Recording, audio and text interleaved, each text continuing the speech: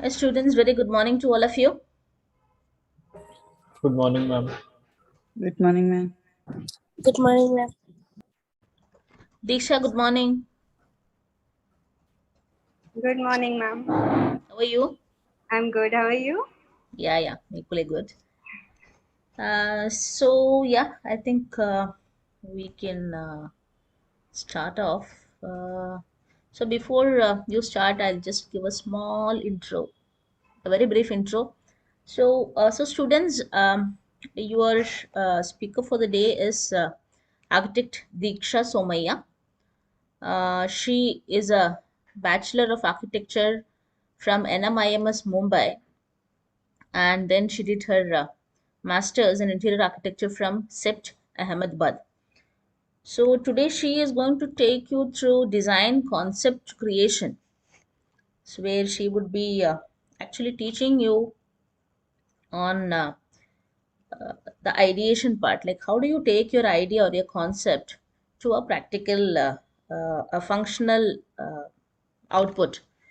So, designing, when you say you are an interior designer or a designer, it is not just making a 3D image in the system. Okay, so first you have to have a clear idea of what you're going to do. So, from there, how do you progress and what are the steps that be following and what all you should keep in mind? These are all the things which Diksha would be talking to you today. So, Disha, it's over to you. So, please give a good introduction of yours and then you can start off with the class. Chalo, yeah. Okay. Good morning, everyone. I am Deeksha. Ma'am gave quite a great introduction about me. I've been practicing for almost 3 years now, and then I did my master's. I've just completed my master's from SEPT University.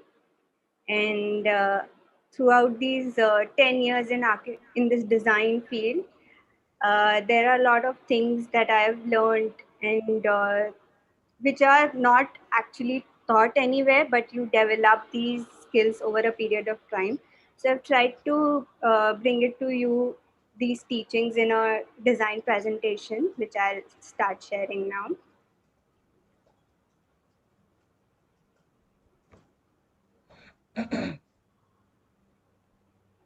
Is my screen visible? Yes, ma'am. Great.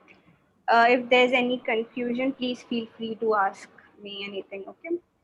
So I'll just start with the presentation I'm giving is concept to creation, how you take an idea in interior design and actually translate it to interiors.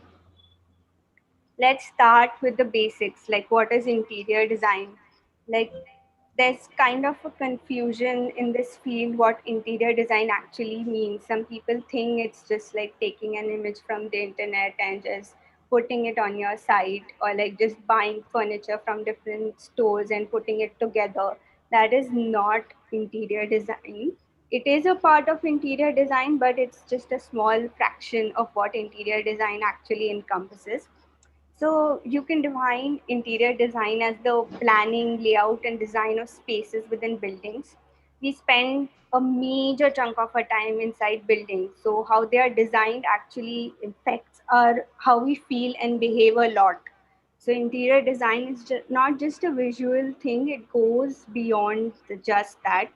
Should not restrict yourself to like a visual aesthetic and purchased furniture. It's more of a thought process that goes behind. And so interior design can be thought as a tool to enhance our experience. It defines it in the end, it actually defines how we live in those spaces. So I'll just briefly try to walk through the design process. There's no one set system of the design process. This is what design process means to me, and it can mean different things to anyone. And all the steps are kind of interrelated to one another. There's no definite things that happen differently. It all goes inside the brain. So, but I've tried to break it down so that it's easier for you. Like if you all ever feel stuck, how to move forward in developing design, these steps might be help you to think. So, like interior design is like defining which elements to use and how to arrange them in patterns through this process. Like we generally think of it as a linear process, like a client will come, give you the brief, you design, you deliver it to the client, but it's not so linear. The process of design is often cyclical, like an iterative one. There are a lot of options, thinking going on, a careful, like there's analysis part and the synthesis part. Analysis part is like the thinking, like the pre-design part where you think and research, and synthesis is actually using all that data to creating something tangible. uh, so like these are the steps which which are there in the design process. So there are basically 8 steps that I've taken forward. The first one is defining the problem brief. The second part is the research, then developing the concept, assessing alternatives, then meeting like design decisions, making design decisions, then developing and refining the design, implementing that design, and reevaluating that design. These need not follow the same path. You could keep going back and forth in all these steps, and like it's a broad spectrum, and each step is an in-depth study in itself. And like all designers can have like a different process for it. Like some like to start with research, some directly jump into the concept and then go back to research. So it's totally up to you how you as a designer want to develop your design process. And now I'll take you through each of these steps individually. So the first is decoding the brief. Like the client will come to you with a set of requirements, and understanding the client brief is like really important part of the uh, design process. Detailing the program for which the space has to be designed and requires like a very in-depth research, like what functional requirements each task will require, how each user will use that space, and also like technical data like area requirements or like the basic standards each space has to follow.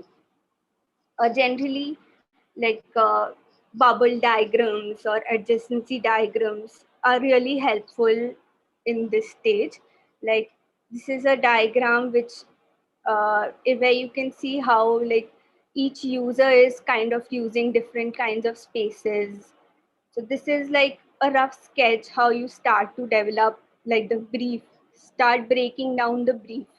Like there are three important, very important questions that one needs to ask, like what exists, like what is there on site, like collecting all the relevant information, like what physical or cultural context there is, and like describing all the existing elements that are already on site. Like and the next step would be what is desired, like understanding what a new user needs and what are their preferences. And at this stage you should like clarify goals, like what do you want to achieve with this design. And the third is what is possible. Like generally designers are very ambitious, but there are certain restrictions, like you can't alter a lot of things on sites. Like what can you control, what is out of your control, what is allowed, what is prohibited, all the standards that need to be taken into consideration.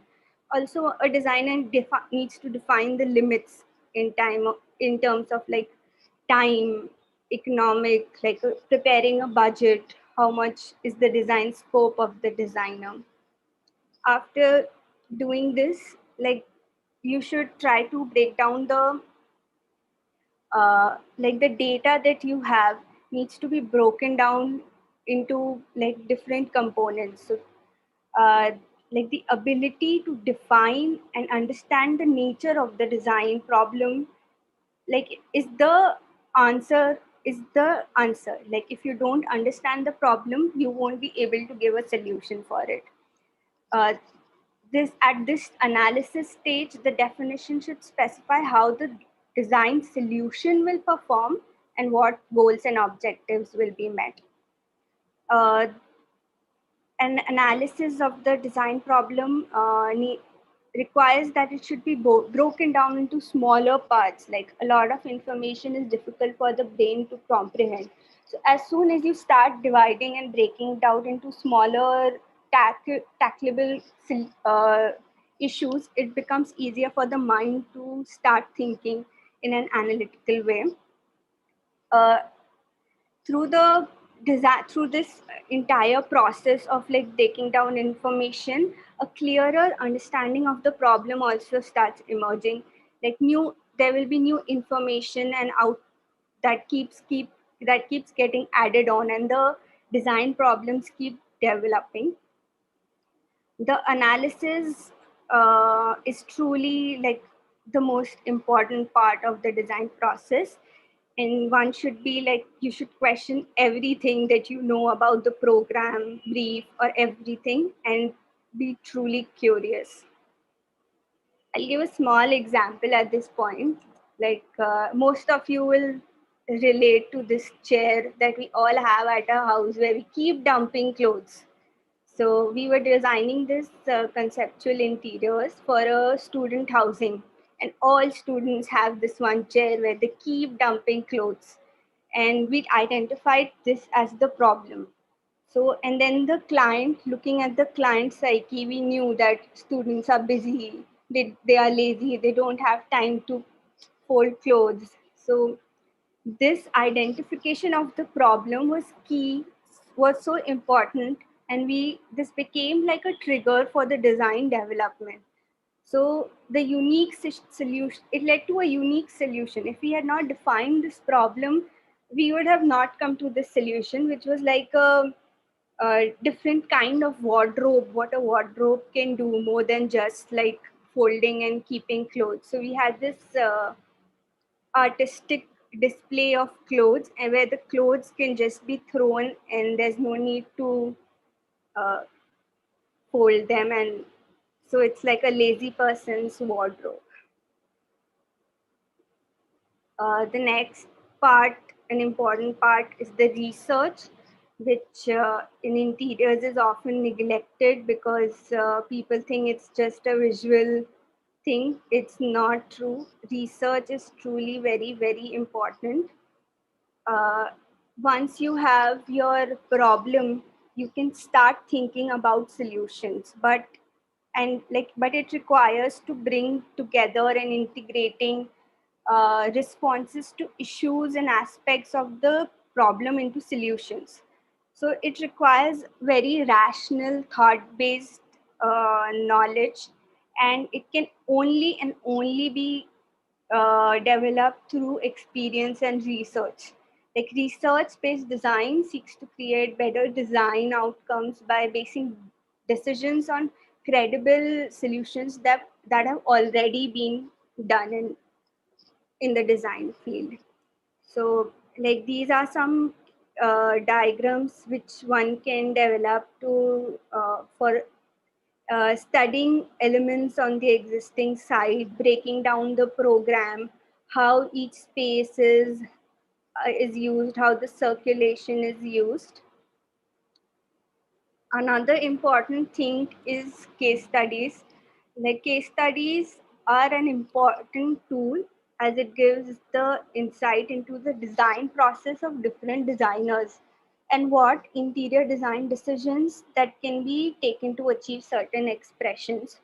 Like, in this particular case, this is just design decision in terms of every aspects, in terms of surface finishes, form, joinery, how two different materials are coming together, what colors, what lighting, whatever the all decisions that the designer takes always has an underlying thought behind it. And studying what another designer has done often gives you clues to what you can do more better than that.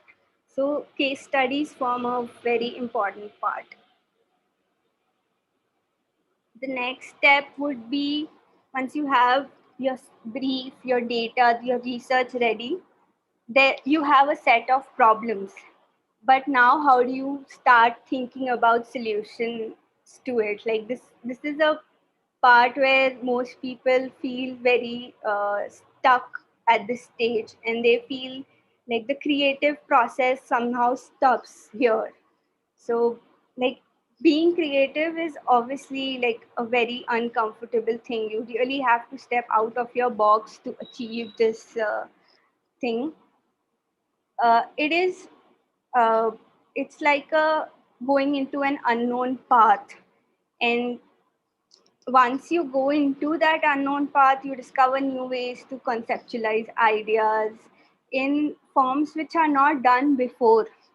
Because if you just take from your case studies or just images, that design will always be something which is already done. It will be copied, it will not be original. To have an original idea, this design thinking needs to be developed, and it's not something that you can develop in like one day. It comes with years and years of practice. um, so the design thinking leads to your concept. So there's very vague definition of a concept. So most people tend to confuse it with, like, is it a style? Most people think like minimalism interior. So that becomes your interior concept. Or maybe they just put like a mood board together of different materials or furniture they want to use, and that should not be just the interior concept. Like when you look at the word concept, it literally means like an idea or a thought.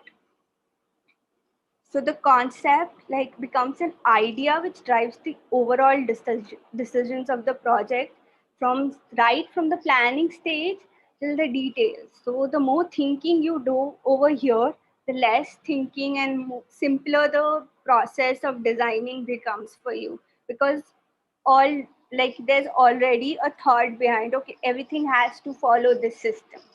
So it becomes easier in the later stages. Like it can be thought like as a big picture for the project, and it shows the overall design intent and provides direction for everyone. Sometimes it happens that like a designer is working on a project but the designer changes, but if there's conceptual clarity for the project, it's very easy to like keep building on that same concept. So having a unified and cohesive design concept is really important. Uh, so the difficult part is, how do you abstract an idea? So this is another like a very tricky thing which no one really teaches, but it's something that you have to keep developing through doing various design exercises. So there's this one very important tool called the mind maps, which is really, really helpful in any kind of problem solving exercise. So it's basically like a way to brainstorm thoughts that are in your brain organically without worrying about order and structure. If they are like blanks or like a certain structured which thing which you have to fill, then you start thinking about that. But this is so free flowing and intuitive that it it is like a map. Whatever is going through your brain is like defined in this sheet of paper. It can like it can turn a long list of like boring things into this highly organized uh, diagram, which is actually indeed how your brain is actually working. So like how I do mind maps is I take a big sheet of paper, and whatever word or idea I'm brainstorming, I generally place it in the center. And whatever words, right, wrong, there's no right or wrong anyway. So whatever words that come to my mind with that word, I start listing it down. And that one word can lead to 10 different words. So that's how different possibilities start coming to your mind. I'll take a small example here of how a mind map works. So, like, probably we went through this uh, defining the problem and doing our research, and like the concept that we've come up to is like fluid interiors. That's a keyword, fluidity being a keyword. So, I'll try to break down how fluidity, how we can develop an interior concept from it. When I think of the word fluidity, like there are certain words that come to my mind, like free flowing, soft, curves, dynamic. And these words also give like certain impression, like already through, since we are visual people, there are so many images that we already relate to these words. So, like a river flowing is fluid to me, a curtain is probably fluid to me. They are not necessarily defined as fluid, but the imagery that they provide me is what fluidity means to me. So, this is like an abstract drawing. So, taking all these words, how you take the physical object away from it but still keep its essence intact is the process of abstraction. Like these three images, they are not necessarily a river, they are not necessarily a curtain, but they do somewhat remind me, somewhat give me the idea that it is fluid, it is a image of a curtain. So this is how what an abstract concept image becomes like. Fluidity for me defined is this abstract concept.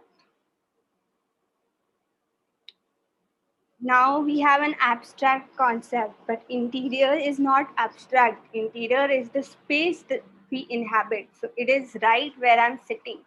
So how will we translate this abstractness to something tangible? That is the key where it makes or breaks your project. So, translating this to physical reality, like the research and the case studies that we did in the earlier steps, this that helps us to find this, define the physicality of this.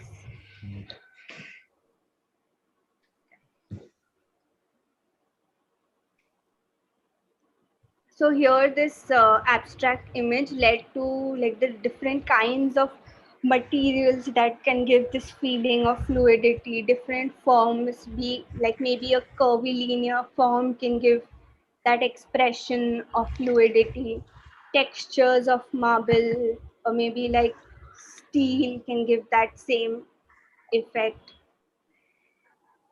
So after this, the another major part is like developing this design forward into an interiors. We have our program, we have a site, we have a concept.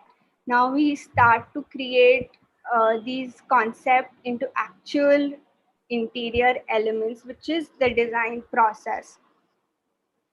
Here at this stage, like one should start giving values to what element is very important to the design of that space and manipulate parts to see like what giving more importance to what will change the perception of the space and look at the whole design from different points of view. I'll give an I'll give some examples how this developing the design really works. So initially, like looking at experiences in this space, like every information needs to be broken down. So it's the different kinds of experiences that a designer wants a user to have. They are broken down into these smaller spaces and what a space can do to achieve that experience. So it's like a kit of experiences that a designer has. And the next step would be to how do you arrange these experiences in a space, like curating them. Like how do you want to define the user paths? Like you want the user to enter the space and not know anything about it, then probably enter to a blank wall and then have the small entry. So no one really knows that you can go here, but a curious person might take this route. Everyone else might take this route. And then having like spaces which are large, open, and then like taking the user to smaller spaces. So these are the experiences that one starts to start putting on site and comes up with this kind of like a conceptual planning for the space. Another way to design is doing it through the program. Like, this is a concept development which we did for the an artist's residence. Like, so here understanding the program was the key to the design.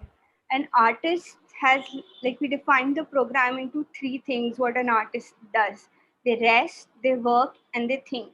Generally the working and thinking, we would take it as like a same thing, but as artists and creative people, you need like a thinking environment which is different, which inspires you.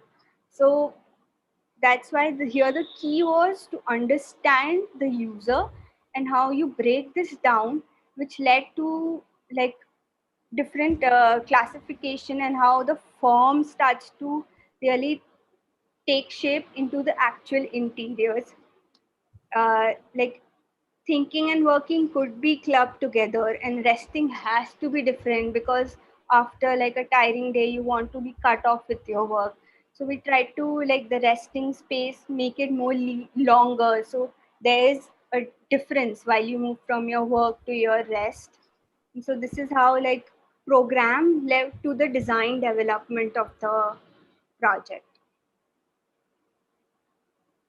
In certain cases, adjacency is a very important thing to consider in like highly functional spaces, like probably workplaces where two things need to be together or two things cannot be together. Leads to this understanding. Someone's mic is on, can they please mute? It's a lot of disturbance.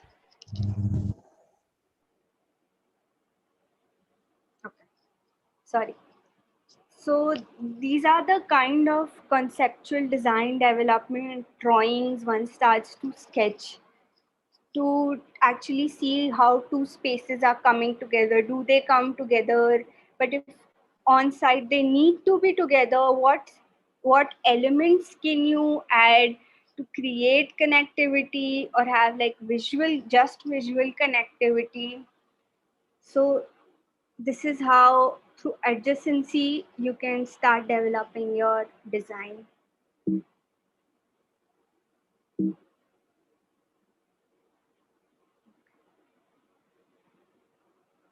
Okay, so like uh, once you have a problem statement, it's not necessarily there'll be like one solution to it. There might be like multiple solutions that you can come up with for a one design problem. So the at this stage, once you have, and you should brainstorm all the possible design solution, because like you should not restrict this process at all. The more solutions you come up with, you keep brainstorming, keep thinking, more in depth you'll go, and more creative solutions might come up which you never thought it was a possibility. So, and after you have these solutions, you should start like evaluating each solution with what your design goal that you defined in your first stage of your design, which was the problem brief. And you should weigh like the benefits and strength of each of the alternatives against like maybe costs, liabilities, and sustainability, effectiveness, and rank them in order which can be used and constructed on site. Like design requires a critical view of alternatives and carefully weighing the strength and weakness of each proposal until the best possible fit between problem and solution is achieved. Like there will be a rank, there will be obviously one solution which will rank the as the best.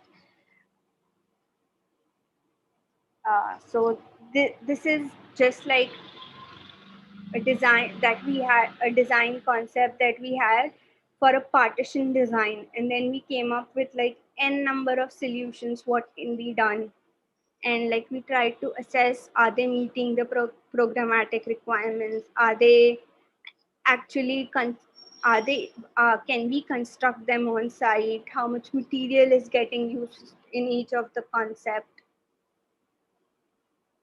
The second would be, after this you have, after the assessing alternatives, you have probably one solution which works best. So using that one solution, one should start making actual design decisions, like how each element will be constructed, what material will be used, what colors, what finishes, and it it at this stage probably your design is actually coming together through. And at and one more thing that is very important at each stage is to keep going back to your previous stages, to keep checking if what you had initially thought, is it getting achieved, is your goal getting accomplished, is your problem statement being achieved, is your concept getting lost. That's a problem which actually happens a lot, because once you start making design decisions in the real world, like all the abstractness and creativities tend to get lost.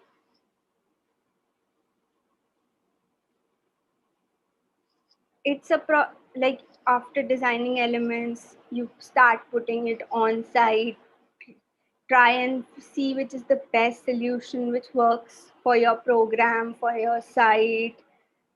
And this is the design process which involves a lot of like making drawings, proposals.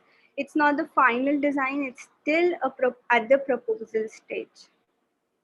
After this, once you have your proposal ready and it is finalized, you should actually then the next stage is to actually implement it on site. This stage requires a lot of drawing specification. One needs to be sure of every material, every screw, everything, every paint, every color that will go into this whole design system. It is like it there are a lot of drawings and specification and other services which earlier that we had spoken about, the purchasing of furniture and all, also comes at this stage. Most interior designers think that this is the first stage, whereas in the design process it actually comes in the very later stages. And like these are some drawings of like, after you implement design, you need to be sure how two elements are getting joined, all the material specifications and all the finishes. This is These are kind of drawings you can actually give to your client as well as your contractors to be constructed on site. And as you can see, like it is your strength as a designer, how your initial concept is still intact in the design, but is also a workable drawing for it to be actually manifested into reality. Like this is one last process, which is the evaluation of design. Like no design is complete until the solution has been implemented and evaluated for its effectiveness. Like did it achieve everything? Was it the best solution for that problem that we had defined? And the critical aspect of a completed design works on like a good knowledge base. It sharpens our intuition and provides valuable lessons. Maybe you failed at this project, but you will learn a lot through your failures, which will help you later in design in your future work. So, and this process, though the steps it comes at last in this process, but this reevaluating design should happen at each stage of design that you are doing. Always look, sit, take a moment, take a step back and look at it through fresh eyes. Am I doing it right? It's a very important question to ask at every step. Like, I just want to conclude, like, a good design should be understandable to its audience and user, and like knowing why something was done makes a design comprehensible. If it's not expressing an idea, communicating meaning, it'll be ignored or it'll be appeared. You can call it bad design if it doesn't communicate your idea. Thank you. If any students have any questions, they can ask. I hope you all learned something today. Was it too much? Any feedback?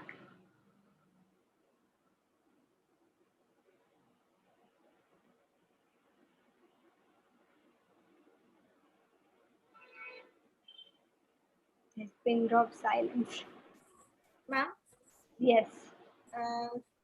you taught us today regarding this design concept, but can you just show us any one example where all the steps which you said, like 8 steps are involved? So with one single example, can it be explained so that we can have more understanding of it? That is the thing. These 8 steps need not come in all design processes. Some process just start with a concept. Like, these are overall broad 8 concepts. All 8 cannot be shown in one design. Probably if we just do a project where we do all these 8 steps consciously, then it's possible. Most of these things happen inside the brain, so you don't really have any evidence of it happening. But when the design is completely finished, then you see, okay, there was this thought behind this, there was this thought behind this. So it's difficult to find one single project where all 8 steps can be seen. And whether, ma'am, this design concept and design ideology both are same, or they both are two different aspects? Design concept and design ideology.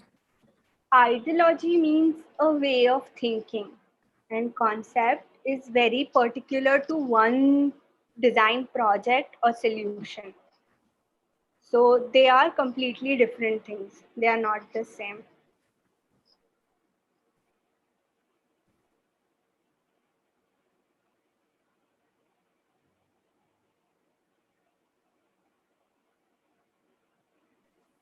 Any other questions, students? You can even use the chat box.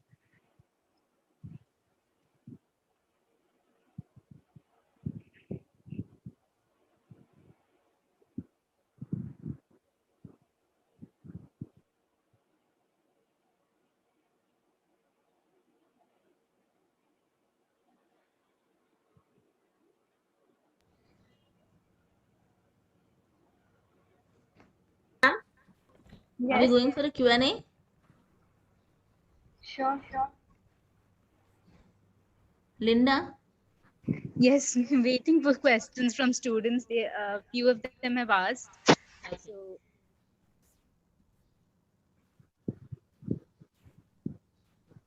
Ma'am, how design concept is like different from design theme? Are they both same, or design concept and design theme, they are like two different things again? When you talk about theme, do you mean like minimalism or like rustic interiors, contemporary interiors? Is that what you mean by theme? Yeah, like I want to understand like what is the basic difference between the concept and the theme? Are So they both same? they are not the same thing, because minimalism, if you talk about themes, they are not just restricted to interiors, neither they are for one specific project. They are a thought process which already exists, and you just take someone else's thought process and try to incorporate that into your design. But that is copying a design process. The whole point of interior design is to take inspiration from that, but come up with your own individual thought process. So they are not the same thing. They definitely help understanding all these design themes that have been around for so many years. They help us to see the underlying thought process. Why did minimalism come? There was a problem that existed of like ornamentation and like craftsmanship. People were bored of that same look. So the solution for that was minimalism. So it became a design ideology, you can say.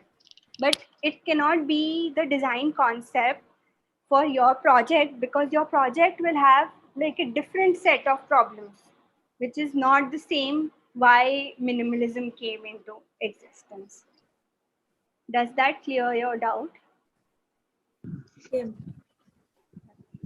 Deeksha, can you give them a few more examples of design concepts? I think it'll give them a little more clarity. uh, Design concept, like the thing with design concepts is you cannot just take words and then put them into a project. You have to go through like a rigorous, as I showed the initial first two steps of it being like the research, breaking the brief. Like I gave one example of the word fluidity. Maybe one of the word could be like transparency. You need like the design problem wants you to deal with different kinds of visual connectivity, like privacy issues. So, transparency becomes the overall concept for that project. So, there has to be like a lot of research done beforehand to come to a design project.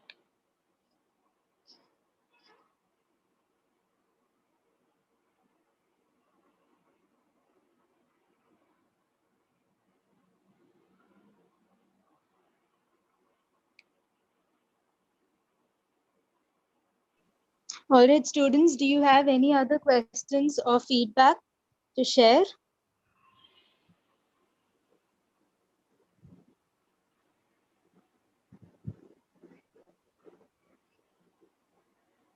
Everyone understood everything. That's great.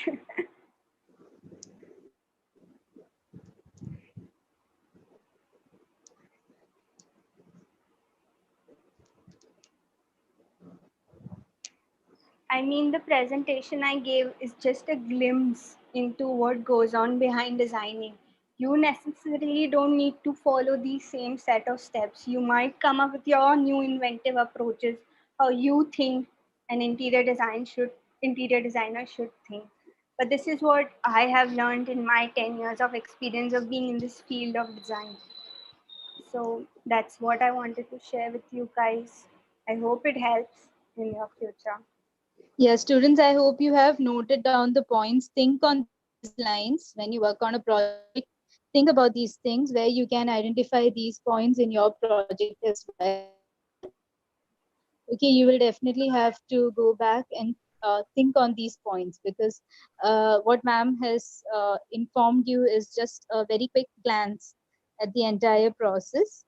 Okay, so do go back and work on it, and definitely as your classes and in your projects you will be coming across at least most of these. Okay, so hope you have noted down the points. If you want ma'am to go back to any of the slides, you can ask her right now.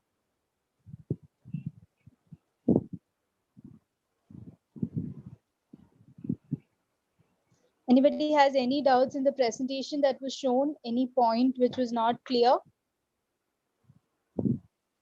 No, ma'am. All right.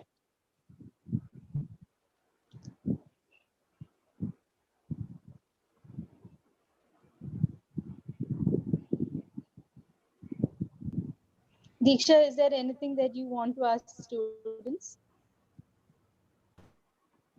I mean, was it informative? Like, were y'all aware that there's so much that goes behind that the design process? Like, generally, we just think that it is copying, pasting, an image that we find on the internet and directly translating it into a 3D image. 3D images and material boards and all these things, which we think is the design concept, actually come at a very later stage. Were you all aware of this? No, ma'am. No, ma'am, not exactly the process, but So it is something that you all learned today, right? yes, ma'am. Yes, ma'am.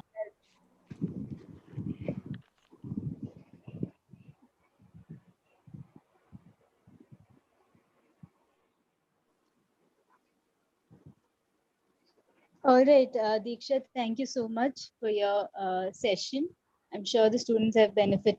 It was a mixed group. We had freshers as well as students from second and third years. So I'm sure they would have all got something out of your session. Thank you so much for being with us. Thank you. Thank you. Thank you, ma'am. Thank you, ma'am.